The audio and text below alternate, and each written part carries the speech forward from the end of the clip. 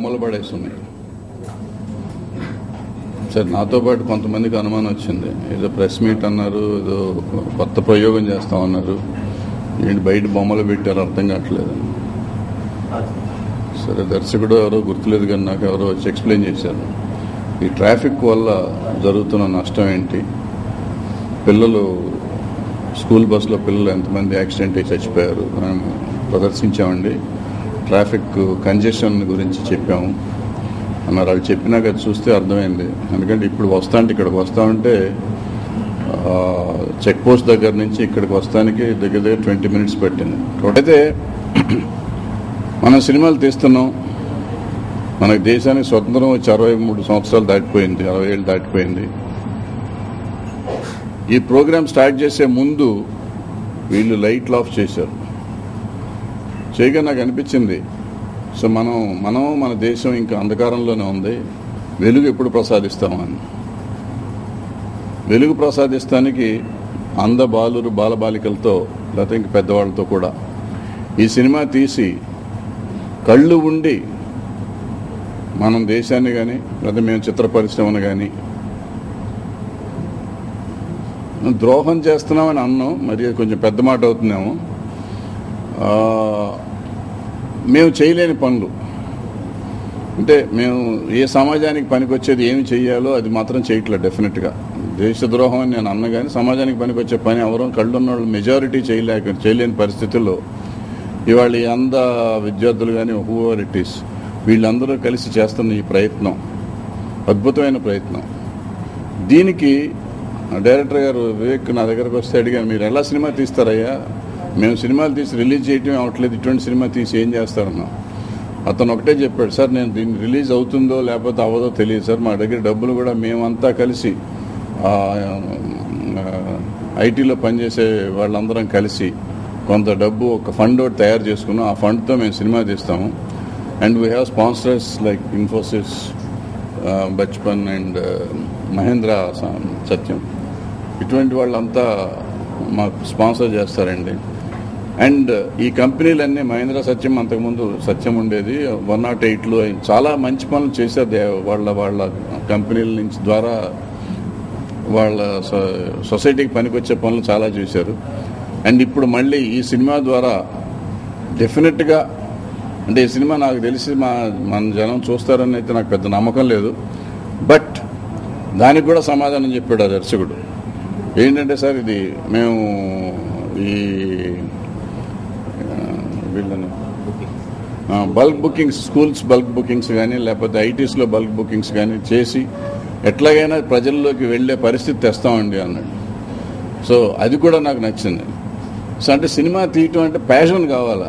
ఊరికే సినిమా వస్తే డబ్బులు దొబ్బేద్దామని సినిమా తీయటం, ఏదో పిచ్చి సినిమాలు తీయటం, దేశ జనం మీద రుద్దటం, జనాన్ని హింసించటం, లక్కీగా డబ్బులు వస్తే నేను గొప్పవాడిని అనుకోవటం, పోతేనేమో దరిద్రులు జనం అనుకోవటం, ఈ 2 రకాలు కాకుండా ఒక ప్యాషన్తో, ఒక నమ్మకంతో, ఒక సమాజాన్ని ఉద్ధరించే ఉద్దేశంతో తీస్తున్న ఈ సినిమా అద్భుతంగా ఉండాలని, ఈ సినిమా సమాజానికి ఒక మార్గదర్శకం కావాలని కోరుకుంటూ సెలవు తీసుకున్నాం. Thank you. మన కళ్ళుండి కూడా మనం చాలా వరకు చేయాల్సి మనం చేయలేకపోతున్నాం.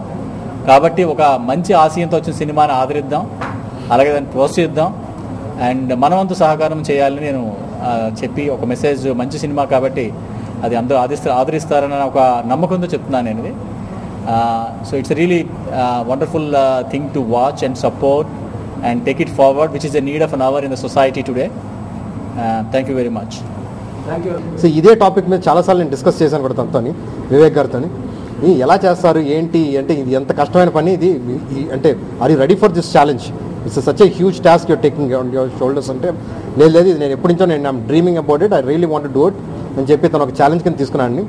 అనదర్ ఇంట్రెస్టింగ్ థింగ్ ఈరోజు నాకు తను ఇందాకే చెప్పారండి ఒక 15-20 minutes back that there will be 1008 blind people, blind actors will be part of this entire movie. And I mean 1008 blind actors part of this movie ante that's really something ఒక్కసారి మీరు ఆలోచించండి, అది ఎంత కష్టమైన ఇదో.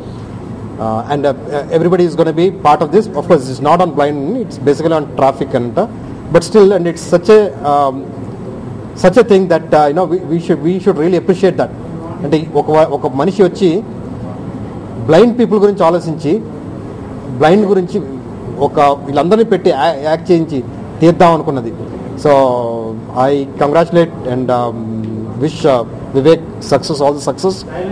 My background, I'm an master's from IIT Kharagpur.